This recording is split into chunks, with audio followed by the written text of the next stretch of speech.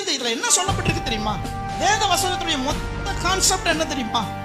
மனிதன் ஆசீர்வாதமானவன், மனிதன் நல்ல அதிகாரமுடையவன். அதை அவன் இழந்து போனான். அதை இழந்ததை திரும்ப மீட்கிறதுக்காக ஆண்டவர் என்ன செஞ்சாரு? திரும்ப வந்தார். அதை அவன் நம்பி ஏற்றுக்கொண்ட பிறகு திரும்பவும் அவன் அந்த சத்தியத்தை, அந்த வல்லமையை, அந்த அதிகாரத்தை பெற்றுக் கொள்கிறான். பெற்றுக்கொண்ட பிறகு அவன் திரும்ப எப்படி வாழ வேண்டும் என்கின்ற காரியம் இதில் இருக்கிறது. அதன்படி வாழ வேண்டும். அப்படி வாழ்ந்தால் அநேக காரியங்கள் அவன் ஆசீர்வாதமா இருப்பான். இதுதான் பைபிள். அல்லேலூயா. இதை தவிர்த்து வேற பைபிள்ல கிடையாது. ஆனா நம்மால என்ன சொல்லுவாங்க தெரியுமா?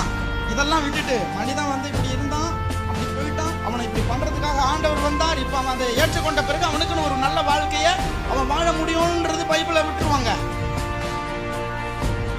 நகை போடக்கூடாது. என்ன போடக்கூடாது? நகை போடக்கூடாது. வேதம் சொல்லுது நகை போடக்கூடாது அப்படின்பா ஒருத்தர். நீ கலர் போடக்கூடாது, வெள்ளை தான் உடுத்தணும். வேதம் சொல்லுது வெள்ளை உடுத்தணும் தான் பரலோகத்தில் இருப்பான் அப்படின்னு சொல்லுவாங்க. அல்லேலூயா. இன்னைக்கு இப்படிதான் இன்னைக்கு பிரசங்கம் வந்துட்டு இருக்கு. அதல்ல வேதம் எனக்கு என் வாழ்க்கையில நான் நல்ல வாழ்க்கை வாழ்வதற்கு என்னை கற்றுக்கிறேன். அல்லேலூயா, அல்லேலூயா. அப்புறம் பாத்தீங்கன்னா